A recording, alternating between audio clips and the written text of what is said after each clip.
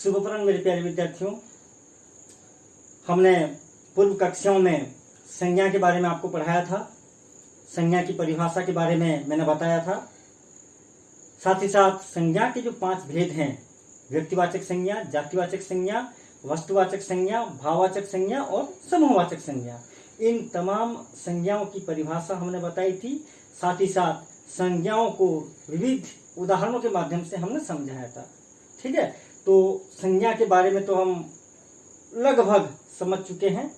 आज व्याकरण के अंतर्गत इसी संज्ञा से संबंधित एक महत्वपूर्ण जानकारी मैं आप लोगों को देना चाहता हूं। आज हमें संज्ञा की पहचान करनी है। ठीक है, संज्ञा की पहचान करनी है। संज्ञा को हम पहचानेंगे कैसे? आज का विषय है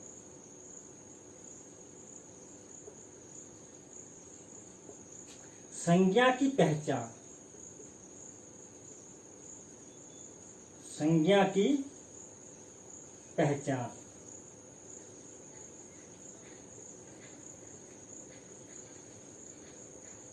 संज्ञा की पहचान। ठीक है, हमें संज्ञा को पहचानना है। कैसे पहचानेंगे? वैसे तो अगर हम परिभाषा को देखें, संज्ञा की परिभाषा क्या कहती है? संज्ञा की परिभाषा कहती है कि जिस शब्द से हमें किसी व्यक्ति, जाति, वस्तु, भाव तथा समूह आदि के नामों का बोध होता है, उसे कहते हैं संज्ञा। संज्ञा की परिभाषा में संज्ञा की पहचान लगभग समाहित है, निहित है। ठीक है, फिर भी मैं आपको आज संज्ञा को पहचानने के 2 बेस्ट तरीके में बताऊंगा। हम संज्ञा को कैसे पहचानेंगे? मुख्य रूप से संज्ञा को पहचानने के 2 आधार हैं। 2 आधार मैं यहां लिख रहा हूं, 2 आधार। ये आधार किसकी है? संज्ञा को पहचानने की आधार है। ठीक है, 2 आधार हैं।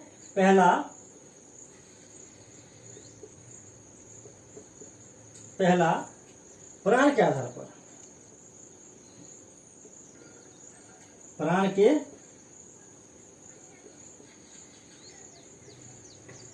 आधार पर, और दूसरा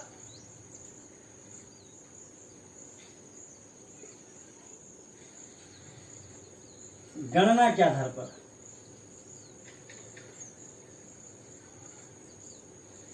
दूसरा है गणना के आधार पर। यानी संज्ञा को हम 2 आधारों के बल पर पहचान सकते हैं। संज्ञा को पहचानने का पहला आधार है प्राण के आधार पर, और दूसरा आधार है गणना के आधार पर। प्राण के आधार पर आप लोगों को यह लग रहा होगा कि सर संज्ञा पढ़ा रहे हैं, यहाँ प्राण को ले आए।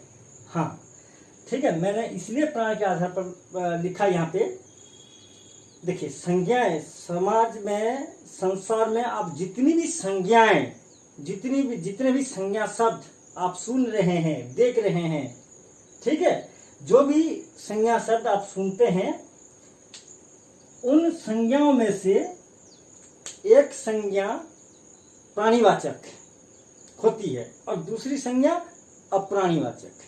एक संज्ञा प्राणीवाचक और दूसरी संज्ञा अप्राणीवाचक।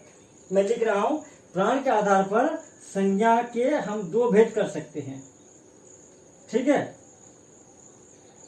प्राण के आधार पर संज्ञा के हम 2 भेद यहां करेंगे। एक है प्राणीवाचक,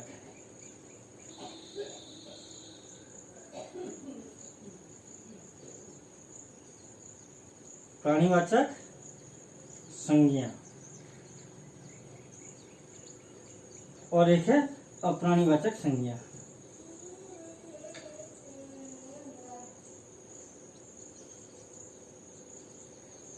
अप्राणीवाचक संज्ञा पहले मैं लिख लेता हूं, फिर उसके बाद मैं समझाऊंगा। तो संज्ञा को पहचानने के जो 2 आधार हैं, पहला आधार क्या था? प्राण के आधार पर संज्ञा की पहचान। और प्राण के आधार पर हम संज्ञा को 2 भागों में बांट सकते हैं। एक है प्राणीवाचक संज्ञा दूसरा है अप्राणीवाचक संज्ञा। उसी प्रकार गणना यानी काउंट, काउंट, ठीक है, गिनती, गणना मतलब गिनती, गिनती के आधार पर भी हम संज्ञाओं को दो भागों में बांट सकते हैं। क्या क्या?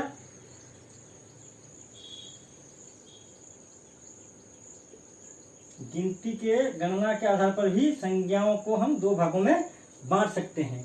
एक है गणनीय,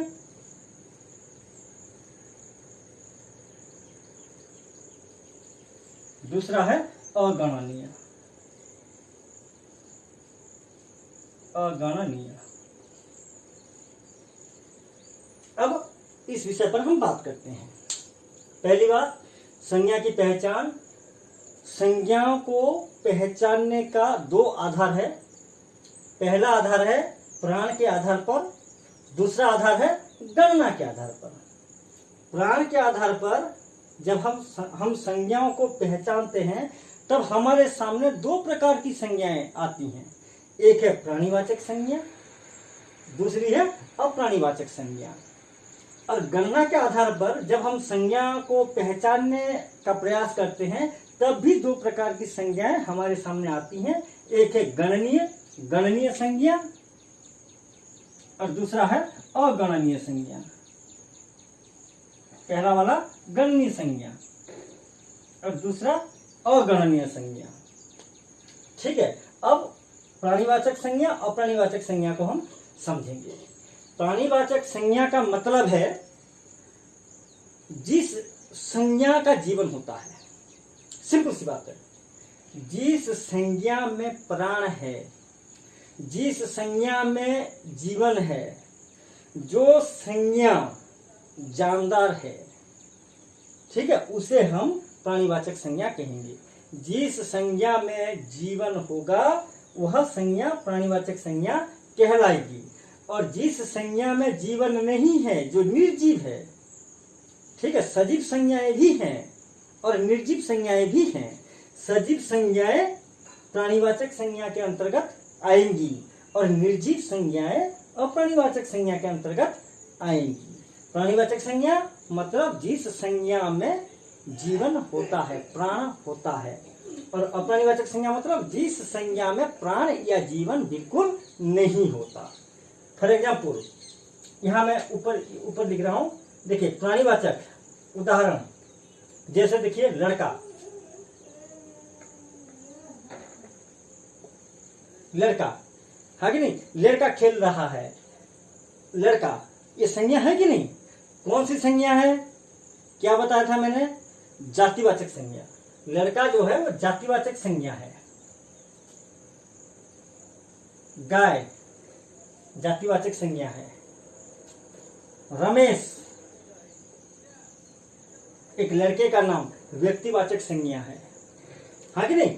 लड़का, गाय, रमेश, देखिए ये सब जानदार चीजें हैं या नहीं है?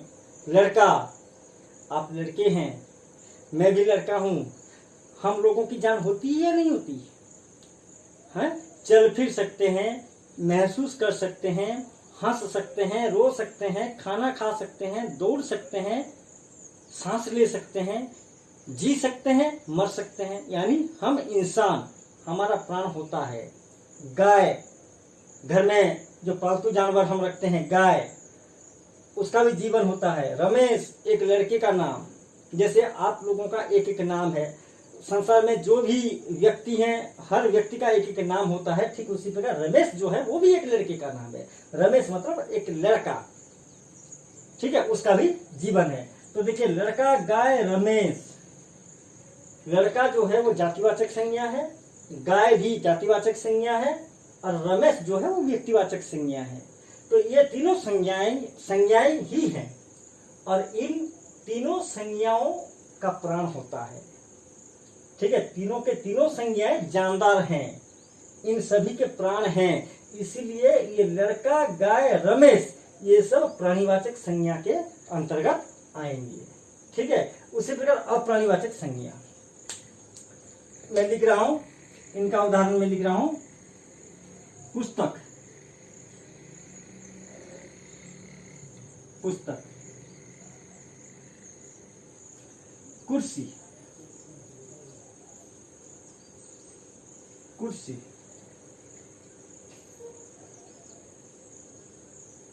कलम, पुस्तक, कुर्सी, कलम। ये बताइए पुस्तक, पुस्तक का प्राण है? पुस्तक, हाँ पहले ये स्पष्ट कीजिए, पुस्तक कौन सी संज्ञा है? पुस्तक। मैं यहाँ किसी एक निश्चित पुस्तक के बारे में नहीं बोल रहा हूं, इसलिए पुस्तक जो है वो जातिवाचक संज्ञा है। कुर्सी, लास्ट क्लास में मैंने बताया था, कुर्सी वस्तुवाचक, क्योंकि लकड़ी जो है वो है जातिवाचक, लेकिन लकड़ी से जब हम कुर्सी बनवा लेते हैं तब कुर्सी वस्तुवाचक संज्ञा बन जाती है। कुर्सी वस्तुवाचक, कलम वस्तुवाचक। तो ये जो पुस्तक, कुर्सी, कलम, ये तीनों संज्ञाएं हैं। पुस्तक जातिवाचक संज्ञा है, कुर्सी और कलम ये दोनों वस्तुवाचक संज्ञाएं हैं। तो ये तीनों के तीनों संज्ञाएं हैं, लेकिन आप यहाँ ध्यान दीजिए कि इन तीनों संज्ञाओं का प्राण होता है।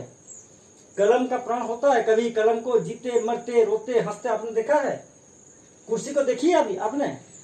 खाना खाते हुए, दूसरों से बात करते हुए, सांस लेते हुए कभी आपने कुर्सी को देखी? नहीं। पुस्तक, कभी पुस्तक से आपसे आपकी बात हुई? कभी पुस्तक आपके साथ अपना सब कुछ साझा किया? पुस्तक को कभी रोते हुए आप देखेंगे, हंसते हुए देखेंगे?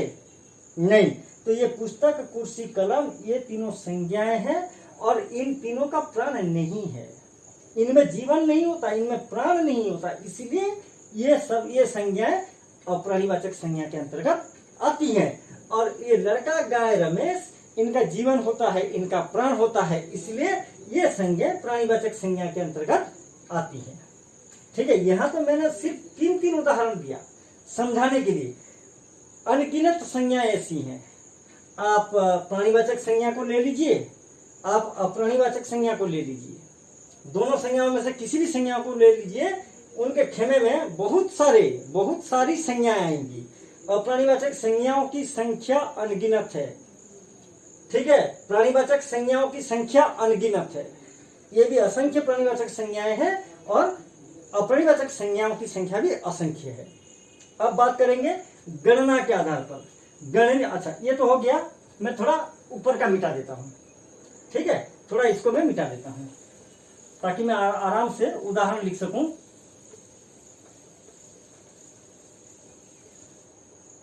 देखिए, गणना के आधार पर गणनीय, यहां मैं डिवाइड कर देता हूं। गणनीय, गणनीय संज्ञा, गणना यानी काउंट। आप अंग्रेजी में पढ़ रहे होंगे काउंटेबल नाउन, अनकाउंटेबल नाउन, हाँ कि नहीं? यानी जिन संज्ञाओं की गिनती हो सकती है, जिन संज्ञाओं को हम गिन सकते हैं, हम जिन संज्ञाओं को गिन सकते हैं, जिन संज्ञाओं की गणना की जा सकती है, जिन संज्ञाओं की गिनती हो सकती है, वे संज्ञाएं गणनीय संज्ञा कहलाती हैं। और अगणनीय संज्ञा जिन संज्ञाओं की गिनती नहीं हो सकती, जिन संज्ञाओं को हम गिन नहीं सकते, जिन संज्ञाओं की गणना संभव नहीं है, जिन संज्ञाओं की गिनती हम नहीं कर सकते, उन्हें कहते हैं अगणनीय संज्ञा। और जिन संज्ञाओं को हम आसानी से गिन सकते हैं, उन संज्ञाओं को कहते हैं गणनीय संज्ञा। अच्छा, गणनीय संज्ञा देखिए, पुस्तक,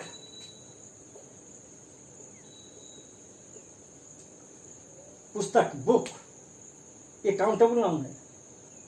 किताबों को हम गिन सकते हैं, 1, 2, 5, 10, 15, 20, 50, 100, 1000, हम पुस्तकों को गिन सकते हैं, इसलिए पुस्तक जो है वो गणनीय संज्ञा है। कलम, कलम की बात करते हैं। कलम, आपके पास कितने कलमें हैं? मेरे पास कितने कलमें हैं? हाँ कि नहीं? 1, 2, 3, 4, 1, 2, 3, 4, 5, 7 हम काउंट कर सकते हैं, हम गिनती, इनकी गिनती हम कर सकते हैं। ठीक है, और क्या होगा? पुस्तक, कलम, कुर्सी, कुर्सी भी काउंटेबल नाउन है, कुर्सी को भी हम गिन सकते हैं। कुछ दूसरा ले लेते हैं, आम, आम, नेम ऑफ ए फ्रूट, हाँ कि नहीं? एक फल का नाम है आम, संज्ञा। आम को भी हम काउंट कर सकते हैं। केला, केला, हम केला को भी काउंट कर सकते हैं, गिन सकते हैं। अच्छा, लड़का, हाँ कि नहीं? लड़का, गाय, हम गायों को गिन सकते हैं, हम लड़कों को गिन सकते हैं, हम केले को गिन सकते हैं, आम को गिन सकते हैं, कलम, पुस्तक, तमाम चीजों को हम गिन सकते हैं। अर्थात जिन संज्ञाओं को हम आसानी से गिन सकते हैं, जिन संज्ञाओं की गिनती हो सकती है, उन संज्ञाओं को कहते हैं गणनीय संज्ञा। फॉर एग्जाम्पल, उदाहरण के लिए मैंने यहाँ लिख दिया पुस्तक, कलम, आम, केला, लड़का, गाय।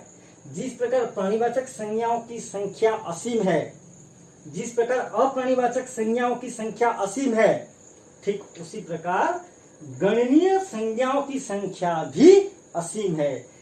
ठीक है, इनकी संख्या असीम है, अनगिनत है। गणनीय संज्ञा, जिन संसार में ऐसी बहुत सारी संज्ञाएं हैं, ठीक है, जिन्हें हम आराम से आसानी से गिन सकते हैं। अगणनीय संज्ञा, मैंने पहले से ही कहा कि जिन संज्ञाओं की गिनती नहीं हो सकती, जैसे चावल, चावल, चावल को आप गिन सकते हैं। गेहूं, गेहूं गिन सकते हैं। पानी, पानी को आप गिन सकते हैं। दूध गिन सकते हैं। आसमान में देखिए, आसमान में तारे हैं, सितारे, सितारों की गिनती हो सकती है। Can you count the stars? आप आसमान में जो सितारे हैं, चमकती हैं रात को, जो तारे चमकते हैं, आप उन तारों को गिन सकते हैं? नहीं। पानी को गिन सकते हैं? नहीं। गेहूं को गिन सकते हैं? नहीं। चावल को गिन सकते हैं? नहीं। दूध को गिन सकते हैं? नहीं। ये सब भी संज्ञाएं हैं, ये भी संज्ञाएं हैं। पुस्तक, कलम, आम, केला, लड़का, गाय, ये सब ये संज्ञाएं हैं। और ये जो मैंने लिखा, चावल, गेहूं, पानी, दूध, सितारे, ये भी संज्ञाएं हैं। अंतर सिर्फ इतना है कि हम इन संज्ञाओं की गिनती हम कर सकते हैं, इसलिए इन्हें गणनीय संज्ञा कहते हैं। और इन संज्ञाओं की गिनती हमारे बस की बात नहीं है, इन संज्ञाओं की गिनती हम नहीं कर सकते, इसलिए ये संज्ञाएं अगणनीय संज्ञा कहलाती हैं।